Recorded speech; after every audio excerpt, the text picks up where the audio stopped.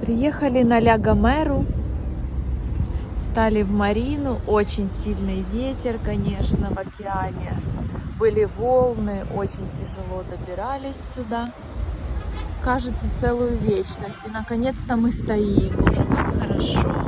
Что у нас на ужин? На ужин шеф-повар. Скажите, пожалуйста, что это Курица, за кабачки, волшебные рыба.